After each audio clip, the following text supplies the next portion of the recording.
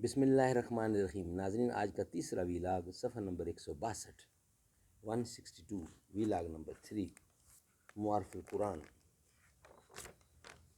سورۃ الفاتح سے لے کر سورۃ البقرہ، سورۃ فاتح سے سورۃ البقرہ، پارہ نمبر 1 سے پارہ نمبر 3 رکوع ہیں 8۔ معارف القرآن اس کتاب کا نام ہے، جس میں قرآن کی تشریح، ترجمہ اور تفسیر ہے۔ مفتی اعظم پاکستان رائٹر ہیں اس کتاب کے، مفتی اعظم پاکستان جناب حضرت مولانا مفتی محمد شفیع صاحب رحمۃ اللہ علیہ۔ بسم اللہ الرحمن الرحیم۔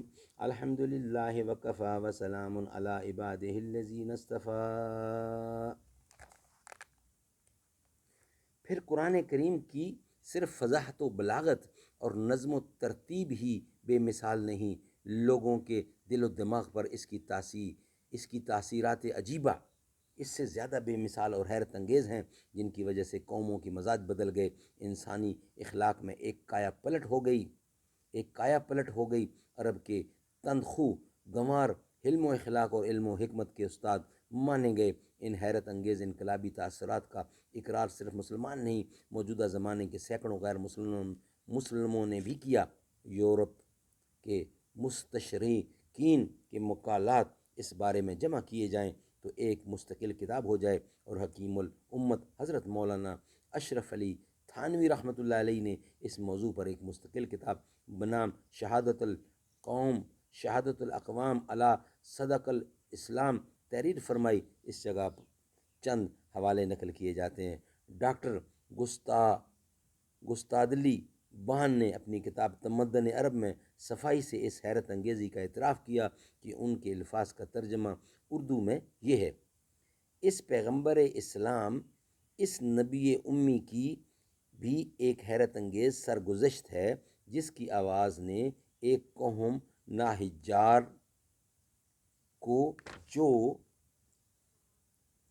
اس وقت تک کسی ملک گیر کے زیر حکومت نہ آئی تھی، رام کیا اور اس درجہ پر پہنچا دیا کہ اس نے عالم کی بڑی بڑی سلطنتوں کو زیر و زبر کر ڈالا۔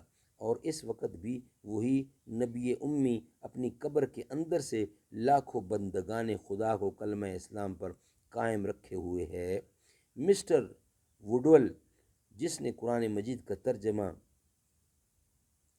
اپنی زبان میں کیا ہے، لکھتا ہے کہ جتنا بھی ہم اس کتاب یعنی قرآن کریم کو الٹ پلٹ کر دیں، اسی قدر پہلے مطالعے میں اس کی نامرغوبی نئے نئے پہلوؤں سے اپنا رنگ جماتی ہے، لیکن فوراً ہمیں مسخر کر لیتی ہے، متحیر بنا دیتی ہے، اور آخر میں ہم سے تعظیم کرا کے چھوڑتی ہے۔ اس کا طرز بیان با اعتبار اس کے مضامین و اغراض کے عفیف اور عالیشان اور تہدید آمیز ہیں، اور جا بجا اس کے مضامین سخن کی غائیت و رفت تک پہنچ جاتے ہیں۔ غرض یہ کتاب ہر زمانہ میں اپنا پرزور اثر دکھاتی ہے۔ مصر کے مشہور مصنف احمد فتحی بکزاغول نے 1898 میں مسٹر کونٹ ہنروی کی کتاب الاسلام کا ترجمہ عربی میں شائع کیا۔ اصل کتاب فرینچ زبان میں تھی۔ اس میں مسٹر کونٹ نے قرآن کے متعلق اپنے تاثرات ان الفاظ میں ظاہر کیے۔ کیا کہتے ہیں وہ؟ عقل حیران ہے کہ اس قسم کا کلام ایسے شخص کی زبان سے کیوں کر ادا ہو جو بالکل امی تھا۔ تمام مشرق نے اقرار کر لیا ہے کہ نوح اسلام انسانی لفظاً و معناً ہر لحاظ سے اس کی نظیر پیش کرنے سے عاجز ہے۔ یہ وہی کلام ہے جس کی بلند انشا پردازی نے عمر بن خطاب کو مطمئن کر دیا، ان کو خدا کا معترف ہونا پڑا۔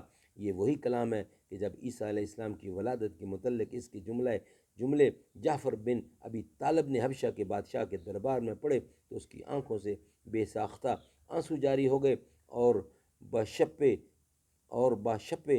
چلا اٹھا کہ یہ کلام اسی سرچشمہ سے نکلا ہے جس سے عیسیٰ علیہ السلام کا کلام نکلا تھا۔ سبحان اللہ، سبحان اللہ۔ انشاءاللہ اس کا نیکسٹ حصہ اگلے ویلاگ میں آپ کی خدمت میں پیش کریں گے، ویلاگ نمبر 4 میں۔ اللہ تعالیٰ سمجھ کی توفیق دے، آمین ثم آمین، بجا خاتم النبیین صلی اللہ علیہ وسلم۔